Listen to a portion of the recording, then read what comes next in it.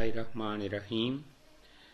आज हम physics 10th PBA जो है 9th और 10th के जो कॉमन कंपोजिट हैं उसमें पीबीए का मॉडल पेपर जो है वो सॉल्व करेंगे। तो सबसे पहले अगर हमारे चैनल पे नए हैं तो चैनल को सब्सक्राइब कर लें और बेल आइकन को प्रेस करें ताकि हर नए आने वाली वीडियो आपको मिल सके। तो देखें जी कि हमारे पास जो इसका क्वेश्चन नंबर 1 है मॉडल पेपर का, consider the series combination of resistances. Draw a label circuit for two resistor in series with all the circuit components. हमने टू रेजिस्टेंसेस को सीरीज में कनेक्ट करना है और उसके जो ना जो बाकी कंपोनेंट है वो भी लगाने हैं। तो देखें रेजिस्टेंस का ये हमारे पास एक सिंबल है। लेट्स सपोज ये हमारे पास R1 रेजिस्टेंस है, इसके साथ हम दूसरी रेजिस्टेंस कनेक्ट करते हैं, ये हमारे पास R2 रेजिस्टर है। उसके बाद इनको बैटरी से कनेक्ट कर लेते हैं, साथ स्विच कनेक्ट कर लेते हैं। करंट मेजर करना है तो एम मीटर डिवाइस होता है जो कि करंट मेजर करता है। ये ए स्टैंड फॉर एम मीटर और ये हमारे पास सर्किट इस साइड पे बन गया। अब हमने R1 में से करंट फाइंड करना है तो वोल्टेज फाइंड करनी है। तो वोल्टेज फाइंड करने के लिए हम क्या करेंगे कि यहाँ पे वोल्ट मीटर लगाएंगे। ये हमारे पास वोल्ट मीटर आ गया जो कि R1 के अक्रॉस वोल्टेज मेजर करेगा। उसके बाद R2 के अक्रॉस हम वोल्ट मीटर कनेक्ट कर लेते हैं। तो ये देखें ये हमारे पास R2 के अक्रॉस वोल्ट मीटर जो वो कनेक्ट हो गया। तो ये हमारे पास आ गया, इसका सर्किट हो गया। अच्छा, अब उसके बाद कह रहे हैं copy and complete the following table, all the measurement are taken in SI units. उसके बाद आपने इस टेबल को कंप्लीट करना है। उसके ऊपर आंसर जो शीट आपकी होगी, ई शीट जो होगी, उसके अंदर ये टेबल ड्रा करना है और वहाँ पे जो ना आपने इसकी जो ना ये पहला स्टेप हम ये करते हैं कि ऐसा यूनिट लिखते हैं। तो वोल्ट मीटर रीडिंग, अब वोल्ट मीटर जाहिर सी बात है रीडिंग जो दोगा वो वोल्टेज में देगा तो हम उसका यूनिट वोल्ट होगा। रेजिस्टेंस, अब रेजिस्टेंस का जो यूनिट होता है आपको पता है ओम होता है, तो ओम का ये सिंबल आप लगा देंगे ओमेगा, ये जी ओमेगा लगा दिया।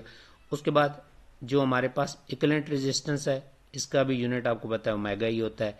फिर टोटल वोल्टेज तो V होगा।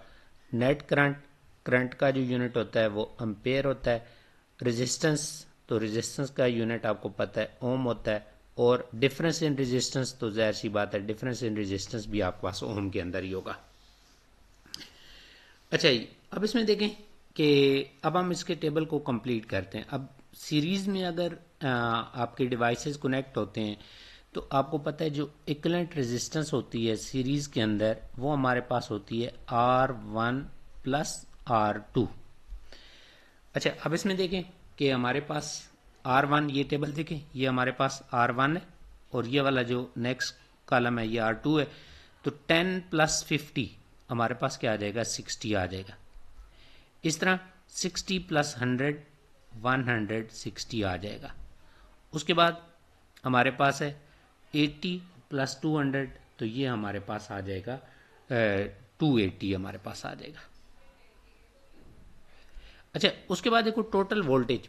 अब सीरीज कॉम्बिनेशन में वोल्टेज जो होती है वो ऐड होती है, तो उसके लिए हमारे पास जो टोटल वोल्टेज है उसका फार्मूला हमारे पास होता है V1 प्लस V2। अब इसमें देखें कि जो हमारे पास वोल्टेजेस हैं इनको हम ऐड करते हैं। ये दो V1 और V2 देखें, ये स्टार्ट वाले जो दो कॉलम है, तो ये 2 प्लस 10 जो होगा ये हमारे पास आ जाएगा 12 आ जाएगा। उसके बाद देखो 6 प्लस 10 ये 16 हो जाएगा और 4.8 और 12, तो 4.8 प्लस 12 तो ये 16.8 आपके पास आ जाएगा। अच्छा, उसके बाद नेट करंट। अब नेट करंट के लिए हमारा फार्मूला जो होता है I is equal to V/RE। अब V जो है ना हम देखें हर एक के लिए V हमारे पास है। अब फर्स्ट रीडिंग में देखें ये हमारे पास V है, V हमारे पास ये देखें 12 है और जो RE है ये हमारे पास 60 है। तो ये हमारे पास आ जाएगा 12/60 आप लिख देंगे। V जो है हमारे पास 12 है और RE जो है वो 60 है। तो इसको सिंप्लीफाई कर लें तो सिंप्लीफाई जब इसको करेंगे तो ये हमारे पास आ जाएगा 0.2 आ जाएगा 0.2। उसके बाद नेक्स्ट में देखें कि हमारे पास वोल्टेज और 16 है और वोल्टेज 160, जो हमारे पास वोल्टेज है 16 है और जो रेजिस्टेंस है वो 160 है। तो 16 डिवाइडेड बाय 160, अब 16 डिवाइडेड बाय 160 अगर आप कैलकुलेटर से करेंगे तो ये हमारे पास आ जाएगा 0.1 आ जाएगा। उसके बाद देखो कि 16.8 डिवाइडेड बाय 280 कर देंगे, ये आपके पास दो वैल्यू हैं, तो ये हमारे पास 16.8 डिवाइडेड बाई 280 आप कैलकुलेटर से करेंगे तो ये हमारे पास 0.06 आ जाएगा। अच्छा, अब ओम्स लॉ से हमने रेजिस्टेंस फाइंड करनी है। अब resistance R equal to V over I होता है, तो देखें R is equal to V upon I. अच्छा, अब इसमें देखें कि वोल्टेज हमारे पास फर्स्ट रीडिंग में देखें तो वोल्टेज ये देखें 12 है और I की वैल्यू जो है हमारे पास 0.2 है। तो अब आपके पास हो जाएगा 12 डिवाइडेड बाय 0.2, 12 डिवाइडेड बाय 0.2। अब इसको अगर डिवाइड कर लेते हो तो ये आंसर आपके पास 60 आ जाता है। उसके बाद सेकंड में देखें कि हमारे पास जो V ओवर आई है, अब इसमें वोल्टेज देखें 16 है और करंट जो है वो 0.1 है, तो 16 डिवाइडेड बाय 0.1, तो ये जब इसको डिवाइड करेंगे तो ये हमारे पास 160 आ जाएगा। उसके बाद थर्ड को देखें तो थर्ड में हमारे पास V जो है वो 16.8 है, 16.8, और जो हमारे पास इसमें I है, I जो है वो 0.06 है, 0.06। अब देखें कि अगर आप इसको कैलकुलेटर से डिवाइड करते हैं तो ये आंसर जो होगा ये हमारे पास 280 आ जाएगा। उसके बाद देखें कि हमने R और RE का डिफरेंस देखना है। अब देखो ये R है हमारे पास, ये RE है। अब देखो RE माइनस R, अब RE देखें यहाँ पे इस कॉलम में देखें तो ये हमारे पास 160 है और हमारे पास R जो है 60 है और R जो है ये भी 60 है, तो ये देखें 60 माइनस 60 तो यानी कि 0 ही आ जाएगा। उसके बाद नेक्स्ट रीडिंग में देखें 160 और 160, तो 160 माइनस 160 तो ये भी 0 आ जाएगा। उसके बाद थर्ड रीडिंग देखें 280 और ये भी 280 है, तो 280 माइनस 280 तो ये भी हमारे पास 0 आ जाएगा। तो ये हमारे पास आगे इसकी टेबल हमने कंप्लीट कर दिया। उसके बाद इसका थर्ड पार्ट है what will be the effect on the equivalent resistance of the circuit if another resistance is added in series with it. अब आपको पता है कि जब सीरीज में रेजिस्टेंसेस कनेक्ट हैं तो आपको पता है ये फार्मूला है R1 प्लस R2 और अगर थर्ड रेजिस्टेंस ऐड करेंगे तो R3। तो अब सीरीज में ये होता है कि जब आप और रेजिस्टेंस ऐड करेंगे तो सीरीज में रेजिस्टेंस जो होती है वो क्या होती है, इंक्रीज हो जाती है। तो आपके पास अगर सीरीज में और रेजिस्टेंस ऐड करेंगे तो ओवरऑल रेजिस्टेंस जो होगी वो इंक्रीज हो जाएगी। उसके बाद नेक्स्ट है जी recall the experiment motion of a ball rolling down an angle iron and answer the following question। अब motion of ball rolling down an angle iron वाला जो एक्सपेरिमेंट है वो आपने ज़हन में लेके आना है और फिर सबसे पहला कहता है कि राइट द अपरेटस, तो आपने बताना है कि उसके लिए हमारे पास कौन सा अपरेटस यूज़ होगा। अब देखो सबसे पहले मैं वो आपको दिखाता हूँ अपरेटस की अरेंजमेंट। ये देखें ये हमारे पास होती है एंगल आयरन है, ये एंगल आयरन है। उसके बाद देखें स्टॉप वॉच आपको चाहिए, उसके बाद देखें आपको स्टैंड चाहिए, उसके बाद आपको स्टील बॉल चाहिए, ठीक है। तो ये आपका डिफरेंट जो ऑपरेटर्स इसके अंदर चाहिए होंगे तो ये आपने मेंशन कर देने कि हमारे पास इसके लिए जो चाहिए हमें एंगल आयरन चाहिए, एंगल आयरन चाहिए। उसके बाद देखो एंगल आयरन को रखने के लिए स्टैंड आपको चाहिए, उसके बाद आपको स्टॉप वॉच चाहिए, उसके बाद हमारे पास स्टॉप वॉच के बाद लेंथ वगैरह मेजर करने के लिए मीटर रूल चाहिए,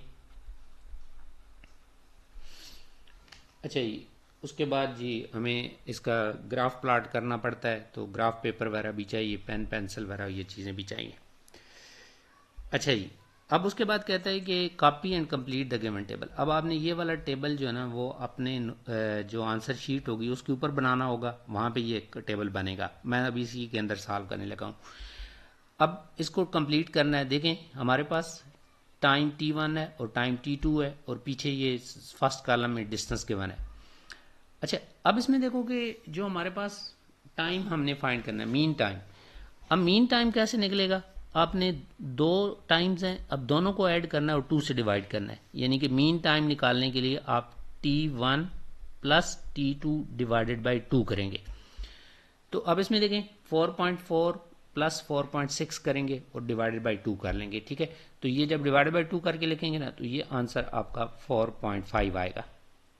इस तरह 4.1 प्लस 4.0 करेंगे तो ये इसको डिवाइडेड बाई 2 करेंगे तो ये हमारे पास 4.05 आपके पास आएगा। उसके बाद देखो 3.9 और 3.3 जब इनको ऐड करेंगे तो ये हमारे पास 3.6 आ जाएगा।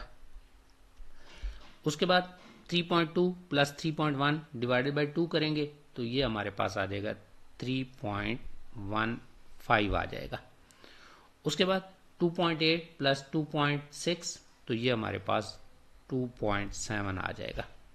और 2.5 प्लस 2.0 तो इनको जब ऐड करेंगे तो ये हमारे पास 2.25 आ जाएगा। अच्छा, उसके बाद हमें कहता है स्पीड फाइंड करें। अब स्पीड का फार्मूला हमें पता है v is equal to S upon T होता है। अब देखो s जो है ये हमारे पास डिस्टेंस, ये जो पहला है ना ये हमारे पास डिस्टेंस है। s stand for distance, d over T भी लिख सकते हैं, s ओवर टी भी लिख सकते हैं। अब देखो हमारे पास जो डिस्टेंस है वो 200 है और डिवाइडेड बाय टाइम जो है वो हमारे पास क्या है, पहले वाले रो के अंदर टाइम 4.5 है। इसको अगर आप डिवाइड करोगे तो ये हमारे पास 44.44 आएगा। इसी तरह सेकंड कॉलम में देखें कि 180 डिवाइडेड बाय 4.05 करेंगे तो ये भी आंसर जब आप कैलकुलेटर से निकालेंगे तो 4.44 आएगा। इस तरह थर्ड में 160 डिवाइडेड बाय 3.6 तो ये भी हमारे पास 44.44 आएगा। नेक्स्ट में 140 डिवाइडेड बाय 3.15 तो ये भी हमारे पास 44.44 आएगा। उसके बाद 120 डिवाइडेड बाय 2.7 तो ये भी हमारे पास 44.44 आएगा। उसके बाद लास्ट वाला है 100 डिवाइडेड बाय 2.25 तो ये भी जब आप कैलकुलेटर से करेंगे तो ये भी 44.44 आएगा। अच्छा जी, अगला अब जो क्वेश्चन है इसमें अगला इसका जो पार्ट है इसमें कह रहा है कि आपने ग्राफ प्लॉट करना है। Draw the graph distance time graph by using the value from the above table. तो ग्राफ प्लॉट करते हैं और थर्ड पार्ट में कहता है what is the effect on the speed of the rolling ball if the angle of inclination is decrease. देखो कि ये हमारे पास एंगल आयरन है ना, ये देखें इसका ये एंगल है, अभी ये कोई एंगल है, ठीक है। अब वो कहता है कि अगर आप एंगल ऑफ इंक्लिनेशन जो होता है वो रिड्यूस करते हो, यानी ऐसे नीचे की तरफ एंगल आयरन को ले आते हो। अब देखें जब इसका एंगल ये डिक्रीज होगा तो इसकी जो बॉल जहाँ से रोल करेंगे इसकी स्पीड जो होती है वो भी डिक्रीज होगी। तो यानी कि इसमें आप बता देंगे कि स्पीड विल डिक्रीज, ठीक है, स्पीड विल डिक्रीज, स्पीड जो होगी वो डिक्रीज हो जाएगी अगर एंगल डिक्रीज होगा। और अगर पूछता है कि एंगल इंक्रीज होगा तो फिर क्या होगा, तो जाहिर सी बात है ज़्यादा एंगल होगा तो ज़्यादा स्पीड आपके पास बनेगी। अच्छा, अब ये जो वैल्यू है 200 पे 4.5, 180 पे 4.05, इस तरह ये जो वैल्यू है ना मीन टाइम और डिस्टेंस जो है इनके दरमियान हमने ग्राफ प्लॉट करना है। तो अब ग्राफ प्लॉट करने के लिए हम क्या करते हैं जी, देखें कि हम पहले जो है ना हम इस एक्स एक्सिस पे हम जो है ना टाइम ले लेंगे, ये हमारे पास टाइम आ जाएगा। और वाई एक्सिस पे जो है ना हम क्या ले लेते हैं, डिस्टेंस जो है ना वो ले लेते हैं। ये हमारे पास डिस्टेंस जो है वो हम वाई एक्सिस पे ले लेते हैं।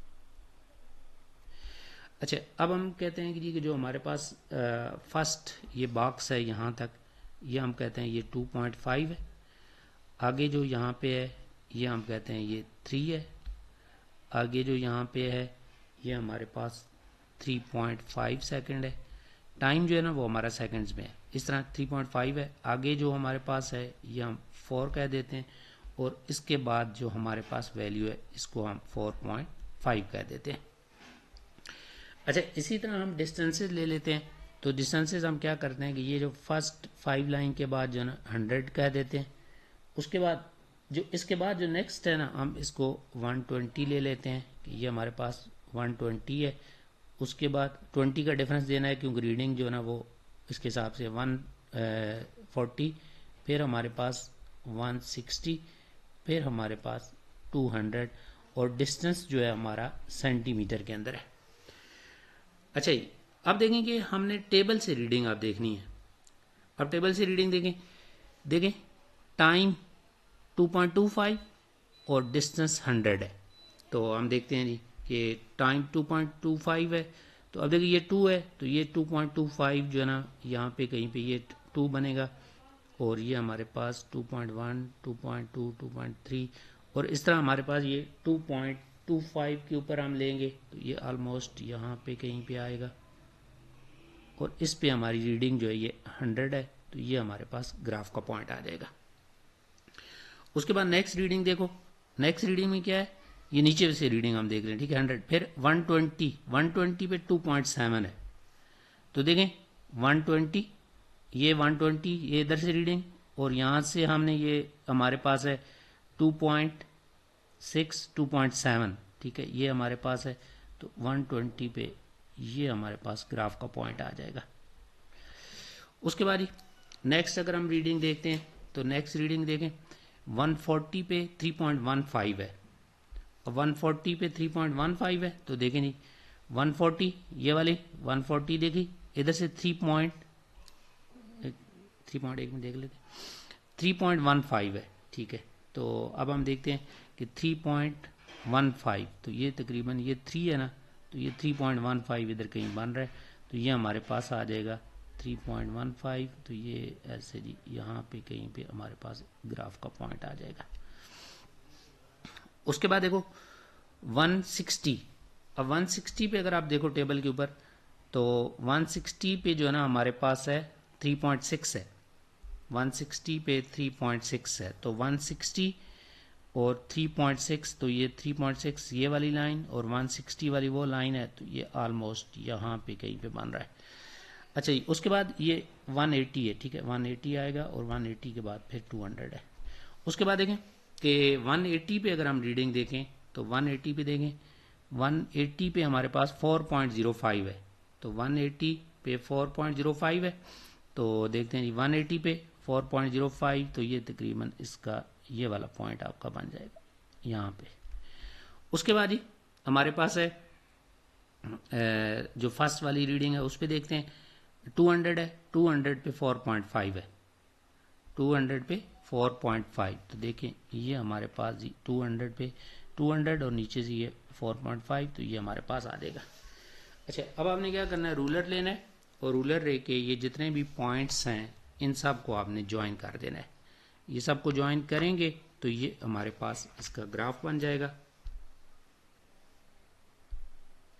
अब देखें इन सब पॉइंट्स को हमने ज्वाइन करना है, ये रूलर हम रखेंगे यहाँ पे, और इन सब पॉइंट्स को जो है ना हमने ज्वाइन करना है, ठीक है। रूलर के साथ हमने सब पॉइंट को जो है ना वो ज्वाइन करेंगे। तो देखते हैं जी सब पॉइंट को रूलर रख के तो ज्वाइन कर लेते हैं। तो ये हमारे पास आ गया,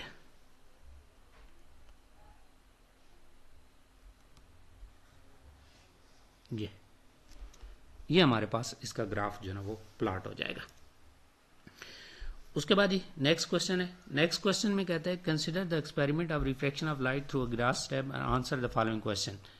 अभी ग्लास स्लैब है हमारे पास, इसके बाद ये रेज आ रही हैं, ये हमारी इंसिडेंट रे होती है, इंसिडेंट रे है, ये हमारे पास रिफ्रैक्टेड रे है। अच्छा, अब find the angle of incidence and angle of reflection. अब इंसिडेंट एंगल और एंगल ऑफ रिफ्लेक्शन फाइंड करने हैं, तो सबसे पहले आपने क्या करना है कि ये जो इसका ये जो पॉइंट है ना, ये पॉइंट ऑफ इंसिडेंस है। अब पॉइंट ऑफ इंसिडेंस पे आपने क्या करना है, नॉर्मल ड्रा करना है। अब रूलर रख के और ये प्रॉपर आपने बिल्कुल सीधी लाइन लगानी है, तो ये हमारे पास नॉर्मल इसका ऊपर ड्रा कर लेंगे, ये नॉर्मल आपने ड्रा कर लिया। अच्छा, अब ये वाला जो नॉर्मल है और जो आपके पास इंसिडेंट रे और नॉर्मल के दरमियान एंगल, ये इंसिडेंट एंगल है, ये आपने फाइंड करना है। और फिर आपने रिफ्रैक्टेड रे और नॉर्मल के दरमियान ये एंगल फाइंड करना है, एंगल ऑफ रिफ्रैक्शन फाइंड करना है। अच्छा, अब देखते हैं कि हम जो है ना इंसिडेंट एंगल पहले फाइंड करते हैं। तो देखो इस तरह आपने डी रखी कि नीचे ये देखें वही डायग्राम, नीचे वो ग्लास स्लैब है और ऊपर आपने ये डी ऐसे रखी। अब ज़रा देखें कि नीचे जो इसकी लाइन है, देखिए ये जो रे आ रही है ये इसके अलांग आ रही है। तो अब ज़रा ये देखें कि ये रीडिंग जो ना हमारे पास क्या है 60 है। तो इसका मतलब ये हुआ कि हमारे पास जो थीटा आई है, जो इंसिडेंट एंगल है, वो 60 डिग्री हमारे पास एंगल बन रहा है। उसके बाद एंगल ऑफ रिफ्रैक्शन फाइंड करना है। तो उसके लिए हमने ये वही डायग्राम है, उसके ऊपर आपने इस तरह जो है ना आपने डी रखनी है। तो देखें ये डी और ये नीचे रे देखें, नीचे वाली जो रे है वो यहाँ से आ रही है, ये रे यहाँ से आ रही है आपके पास। अब ये एंगल अगर आप देखते हो तो ये देखो ये वाली वैल्यू आपने देखनी है। तो ये हमारे पास क्या है 20। तो एंगल ऑफ रिफ्रैक्शन जो है वो हमारे पास क्या है 20 डिग्री है। अच्छा, अब देखिए हमने दोनों एंगल फाइंड कर लिए। अब जो अगला पार्ट उसका कहता है वो कह रहा है कि जी आप फाइंड करें रिफ्रैक्टिव इंडेक्स। अब देखो हमने यहाँ पे थीटा आई फाइंड कर लिया 60 डिग्री और थीटा आर हमने फाइंड कर लिया 20 डिग्री।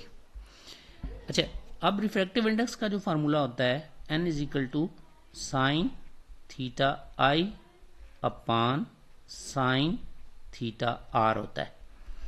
अब ये हमारे पास है साइन 60 डिग्री और थीटा आर जो है वो 20 डिग्री है, तो 20 डिग्री आ गया। अब साइन 60 जो होता है कैलकुलेटर से निकालो तो 0.866 है और साइन 20 अगर निकालते हो तो 0.342 बनता है। अब कैलकुलेटर से डिवाइड कर लें तो 2.53 आपके पास आता है। तो यानी कि रिफ्रैक्टिव इंडेक्स जो आपके पास निकलेगा 2.53। तो ये आपने रिफ्रैक्टिव इंडेक्स जो है वो फाइंड कर लिया। अच्छा, और रिफ्रैक्टिव इंडेक्स जो होता है इसका कोई आपके पास यूनिट नहीं होता। अच्छा, अब इसका लास्ट जो क्वेश्चन है इसकी तरफ आते हैं। अब देखेंगे या आपसे क्वेश्चन में पूछ रहा है कि the given graph show the extension in the helical spring by increasing the load. कि आपके पास वो जो हुक्स लॉ वाला एक्सपेरिमेंट है ना कि ऐसे स्प्रिंग होता है और स्प्रिंग के साथ हम मैस अटैच करते हैं, वेट अटैच करते हैं और इसकी लेंथ इंक्रीज होती है। तो इसको ग्राफ जो ना हमने इसके दरम्यान ग्राफ जो है वो शो किया गया। अच्छा, अब इसमें देखें कि इस साइड पे फोर्स है और इस साइड पे एक्सटेंशन है। एक्सटेंशन का यूनिट देखो सेंटीमीटर में है और फोर्स का यूनिट डाइन में है। अच्छा, अब देखो डाइन में इसमें बेसिकली ये होता है कि जब आप यूनिट यूज करते हो ना, डाइन का unit W is equal to mg, यहाँ पे जो फोर्स होती है बेसिकली इसका वेट होता है। अब अगर मैस आप ग्राम में यूज करो और g की वैल्यू 980 बल्कि 980 g की वैल्यू आप 980 यूज करो, 980 सेंटीमीटर पर सेकंड स्क्वायर। और g ये हमारे पास जो ग्राम में जो भी मैस है हमारे पास फॉर एग्जाम्पल 5 ग्राम है। तो अब ये जो यूनिट बनता है ना इसको डाइन का नाम देते हैं। वैसे तो फोर्स का यूनिट न्यूटन होता है, लेकिन जब एक्सपेरिमेंट हम करते हैं तो वहाँ पे वैल्यू कम होती हैं, तो ये स्मॉलर यूनिट है डाइन। तो यहाँ पे डाइन हमने यूज किया हुआ है। अब जो इंडिपेंडेंट क्वांटिटी है वो हमारे पास एक्स एक्सिस पे होती है। तो ये हमारे पास फोर्स जो है वो इंडिपेंडेंट है और एक्सटेंशन जो है वो डिपेंडेंट है। जितनी ज़्यादा आप फोर्स लगाएंगे उतनी ज़्यादा आपके पास एक्सटेंशन होगी। तो आपके पास डिपेंडेंट जो है वो एक्सटेंशन है कि स्प्रिंग के अंदर कितनी उसकी लेंथ इंक्रीज हो रही है, और इंडिपेंडेंट क्वांटिटी जो है वो आपके पास फोर्स है। अच्छा, अब आपसे कह रहा है कि calculate the slope from the force extension graph by taking A and B. A और बी पॉइंट लेके आपने फाइंड करना है। अब देखो ग्राफ के ऊपर ए पॉइंट ये और बी पॉइंट आपके सामने नजर आ रहा है। अब इससे हमने स्लोप फाइंड करनी है। अब इसमें देखें कि हमारे पास ये जो ग्राफ के पॉइंट है ये मैं ऐसे आपके सामने ये हमारे पास है और ये इधर से ये शो किया गया। अच्छा, अब ये जो ऊपर नीचे वैल्यू है इसको हम y1 कह देते हैं और ये वैल्यू जो है इसको हम y2 कह देते हैं। अब अगर y1 आप देखो इधर से ये देखें यहाँ पे तो ये 1.5 है और y2 देखें ये ऊपर वाली वैल्यू तो ये हमारे पास 2 है। इस तरह अगर नीचे वाली ए पे एक्स की वैल्यू देखें, ये नीचे जो है ना ये एक्स एक्सिस पे है तो इनको x1 और x2 कहते हैं। एक्स की वैल्यू नीचे ये देखें तो 150 है, x1 आपके पास 150 है। इस तरह अगर आप ये वाली वैल्यू यहाँ पे देखें इसकी तो ये हमारे पास x2 है, और x2 की नीचे वैल्यू देखें तो ये हमारे पास 200 है। अच्छा, अब जो स्लोप हमारे पास होती है ना, स्लोप देखो बेसिकली क्या होती है, स्लोप इज इक्वल टू हमारे पास होती है y2 minus y1 divided by x2 minus x1। अब देखो y2 की वैल्यू यहां से देखें तो 2 है, और y1 की वैल्यू हमारे पास है 1.5 है, और x2 अगर देखो तो 200 है ऊपर ग्राफ के ऊपर से, और x1 जो है ये हमारे पास 150 है। अब इसको माइनस करो तो ये 0.5 आ जाएगा, और इसको माइनस करो तो ये हमारे पास 50 आ जाएगा। अच्छा, अब जो y एक्सिस पे है ये हमारे पास सेंटीमीटर है, और जो x एक्सिस पे है ये फोर्स है, ये डाइन्स में। अच्छा, अब इनको डिवाइड कर लो, तो डिवाइड करेंगे तो ये हमारे पास 0.01 सेंटीमीटर पर डाइन आपके पास आता है। अच्छा, अब ये हमारे पास आ गई इसकी स्लोप आ गई। अच्छा, अब देखो कि हमारे पास जो स्प्रिंग कांस्टेंट होता है ना, स्प्रिंग कांस्टेंट आपने पढ़ा हुआ है K is equal to F by X होता है। एफ का यूनिट न्यूटन होता है और इसका यूनिट जो होता है वो मीटर होता है, यानी न्यूटन पर मीटर हो तो ये स्प्रिंग कांस्टेंट होता है। अब यहाँ पे क्या है कि या डाइन पर सेंटीमीटर हो तो फिर भी वो स्प्रिंग कांस्टेंट होता है। यहाँ पे क्या है, सेंटीमीटर पर डाइन है, तो अब ये रेसिप्रोकल है स्प्रिंग कांस्टेंट का, तो इसकी जो स्लोप है वो हमारे पास क्या है, reciprocal of spring constant. Spring constant का ये हमारे पास क्या है, रेसिप्रोकल है। तो ये थे जी हमारे एक्सपेरिमेंट, उम्मीद है आपको समझ आई होगी, तो अपने दोस्तों के साथ भी शेयर कीजिएगा। ओके जी, अल्लाह हाफिज़।